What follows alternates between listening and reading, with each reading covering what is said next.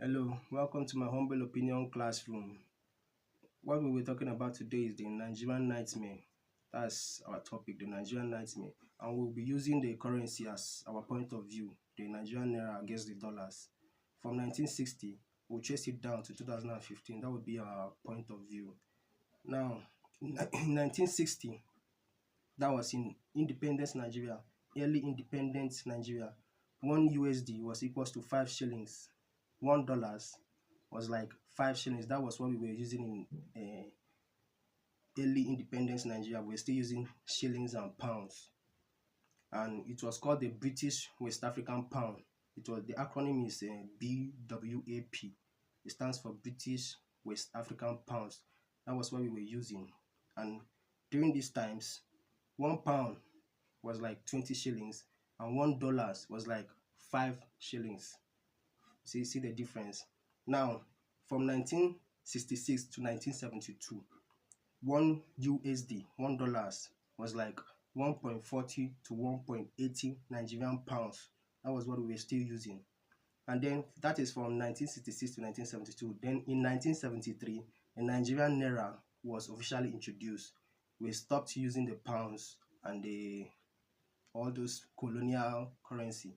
We started to use the Naira. We created our own currency, which was the Nigerian Naira. The Nigerian Naira was officially created in 1973. That was when the Nigerian Naira was introduced. And between this 1973 to 1985, $1 was not more than 2 Naira. You see the difference? $1 was not more than 2 Naira. It was like 1.80 Naira, 1.50, 1.40. That is from 1973 to 1985. Almost like that's more than a decade, from 1973 to 1985. 1 USD was no more than 2 Naira. You see the difference? So what was the bone of contention here now? What's the Nigerian nightmare? Is the country getting better? Our economy, our currency, is it getting better? Is it getting better or is it getting worse? Is it getting better? From this thing that we have traced, is the economy getting better or is it getting worse? That's the thing. Now, the key events affecting this exchange rate were quite significant. I'll list some of them out here. In 1975, it was the oil price shock. In 1978, it was the introduction of the second tier foreign exchange market. In 1981, it was the devaluation of the Naira. In 1982, it was the introduction of the Foreign Exchange Control Act. In 1985, it was the Structural Adjustment Program. Now, what I'll be focusing on now is that Structural Adjustment Program, SAP. It was introduced by General Babangida. Now, what is SAP? It was like a conditionality, yes, like a clause, because Babangida, IMF and the World Bank came to give Babangida loans, a loan, I think so, some millions of dollars, a bit billions of dollars for Nigeria. And a lot of people advising, we had economists, I did some research, some economists in those times advised him not to get the loan, that he should leave, he should not collect the loan. But he was the head of state, his word was final. Yes, it was a decree. So he did not listen to them, those economists or those analysts, did not listen to them. He went ahead and collected the loan. And what this loan did is that this structural adjustment program, our Naira was devalued, drastically devalued. Our Naira was drastically devalued. That was the consequences of the loan of this structural adjustment program. It was drastically devalued, and this what it did, that this SAP is the bedrock of what is happening now in Nigeria. It's the bedrock, is what it is, like the what started it, what launched the ills that is happening now in Nigeria. That it was the bedrock.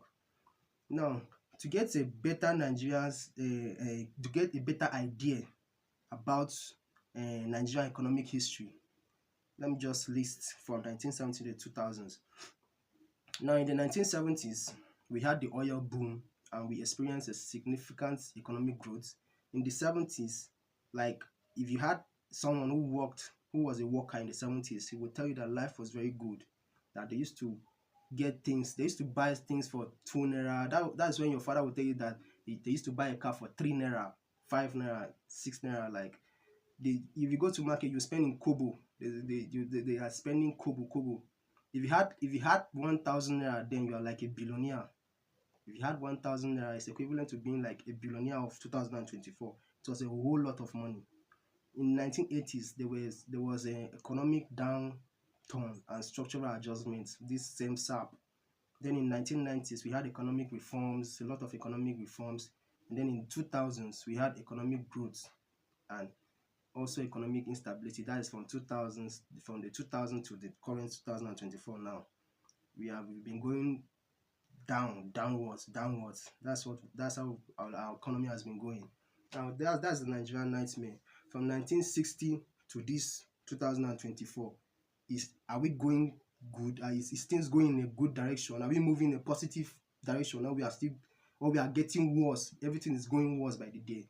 See, that's the Nigeria. And if anybody that comes to campaign for election will say, I'm going to do this, I'm going to do that, life will be better, all these things, he will do a whole lot of promises, and then at the end of the day, things will still be worse.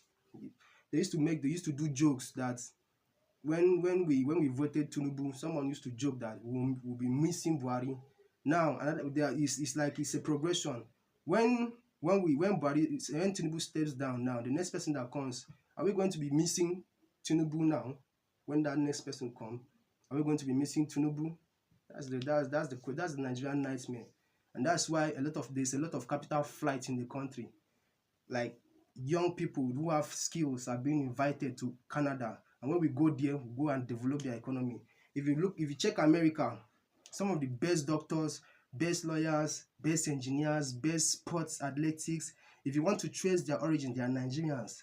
If they are black, trace it, they are Nigerians. They are mostly Nigerians. You see, Nigeria, they try to kill our dreams here. They kill our dreams. That's the problem. No encouragement. Every day dreams are dying. That's the Nigerian nightmare. We don't have a Nigerian dream like America. In America, it's what we call American dream. Where they will tell you that it's not what your country can do for you, it's what you can do for your country. The American dream, the ability for somebody to come from nothing to something. That's the American dream. But in Nigeria, what we have is the Nigerian nightmare. There's no Nigerian dream. We have the Nigerian nightmare, no Nigerian dream. Dreams are being killed every day. Young people are an average Nigerian now. The plan in his head is to travel out, either going to Canada or London or America. Believes they are greener pastures. I saw a news where they said that Sweden will be paying Nigerians some couple of money to leave their country, that they are willing to pay them. That means Nigerians has gone there too much, that the government said, I will pay you to leave my country. And in Nigeria, we are lacking manpower in a lot of